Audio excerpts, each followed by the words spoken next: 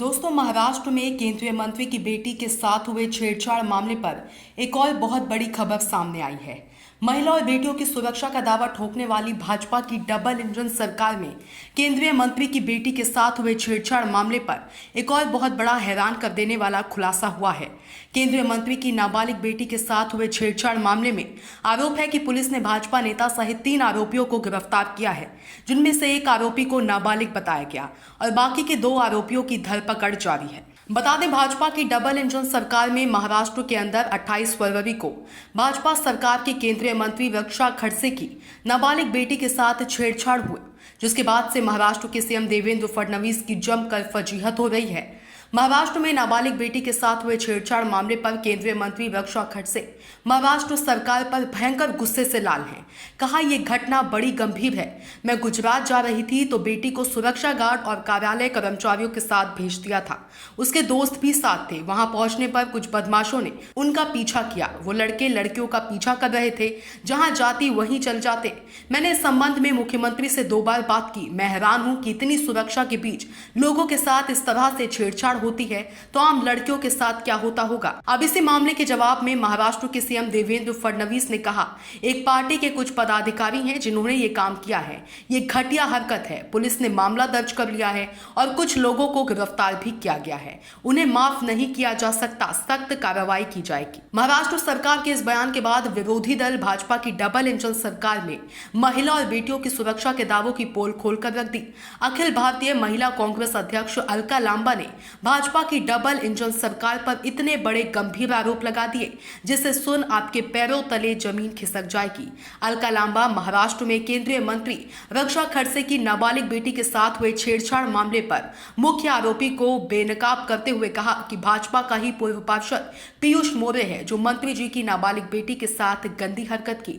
अलका लांबा भाजपा की double engine सरकार को और आरोपों में घसीटते हुए 17,000 बेटियों के साथ हुए बलात्कार मामले पर एक और बहुत बड़ा खुलासा कर आरोप लगाया, जिसके बाद से सियासी गलियारों में हड़कंप मच गया है। 8 मार्च को, आज से ठीक 3 दिन के बाद अंतर्राष्ट्रीय महिला दिवस, महिला सम्मान समारोह होंगे, लेकिन इन बेटियों के साथ जो अपराध हो रहा है इस पे आप पर्दा कैसे डालेंगे? इसे आप कैसे सेलिब्रेट कर सकते हैं या करेंगे? ये सवाल मैं पूछने के लिए। महाराष्ट्र ही राज्य मैंने डबल इंजन का लिया तो पहला वाक्य आपका सामने, और दूसरा, पुणे में चाकू की नोक पर 19 साल की लड़की से गैंग रेप का वीडियो बनाया गया और वायरल किया गया और न्याय नहीं है। ये महाराष्ट्र के पुणे की घटना है। गैंग रेप 19 साल की बच्ची के साथ और वीडियो बनाया गया, कोई कार्रवाई नहीं है। आइए दूसरा राज्य, भाजपा शासित देश के प्रधानमंत्री के गुजरात राज्य लेकर चलती हूं। गुजरात में पिछले 9 साल में हमने पता किया 17,000 मामले, बेटियों से जुड़े मामले, बलात्कार, छेड़खानी, अपहरण के मामले, 17,000 मामले गुजरात राज्य में है। ये बेटी बचाओ का नारा देश के प्रधानमंत्री देते हैं अपने ही राज्य में। 17,000 बेटियां न्याय मांग रही हैं प्रधानमंत्री जी। ये मात्र गुजरात की बेटियों की बात कर रही हूं। और अगर हम देखें तो हर महीने 200 बेटियां थाने न्याय के लिए पहुंच रही हैं और इन्हें कोई न्याय नहीं। यहां पर भी न्याय क्यों नहीं महाराष्ट्र की तरह? ये सच्चाई सामने है। लाई हूं, पढ़िए। हिंदुस्तान अखबार की खबर, हेडलाइन है, बीजेपी के, गुजरात के बीजेपी के विधायक, सिटिंग आज का विधायक है, पूर्व मंत्री था इसी सरकार में भाजपा की और आज विधायक है, नाम है गजेंद्र सिंह परमार। बीजेपी के विधायक पर दलित महिला के साथ दुष्कर्म की एफआईआर नहीं होती और हाईकोर्ट ने फटकार लगाई। हाईकोर्ट ने पुलिस को बुलाया और हाईकोर्ट के आदेश के बाद भाजपा के सिटिंग विधायक गजेंद्र सिंह परमार के खिलाफ एक दलित महिला के बलात्कार की एफआईआर होती है।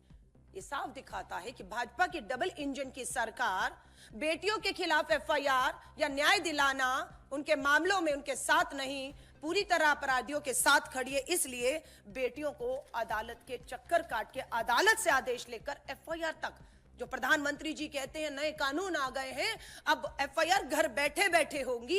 ये पहले भी था, लेकिन सच ये है कि हाईकोर्ट के चक्कर लगा के हाईकोर्ट की फटकार के बाद भाजपा के विधायक के खिलाफ एफआईआर हुई है। कार्रवाई होगी या नहीं होगी इसकी कोई गारंटी नहीं है, क्योंकि इस तरह का मामला पहले भी, हरियाणा का अगर मैं बात करूं साक्षी मलिक, विनेश फोगाट के खिलाफ भी भाजपा के पूर्व सांसद ब्रजभूषण शरण ने अपराध किया। दिल्ली पुलिस की हिम्मत नहीं हुई, हरियाणा पुलिस की, भाजपा की डबल इंजन सरकार में हिम्मत नहीं हुई एफआईआर की। सुप्रीम कोर्ट के आदेश के बाद एफआईआर होती है ब्रजभूषण तब के सांसद के खिलाफ, लेकिन आज तक कोई कार्रवाई, कोई न्याय, कोई पूछताछ नहीं हुई है। दरअसल ये पूरा मामला बीते रविवार का है। महाराष्ट्र के जलगांव के मुक्ताई नगर इलाके में एक मेले के दौरान कुछ लड़कों ने केंद्रीय मंत्री की बेटी और उसकी सहेलियों से छेड़खानी की है।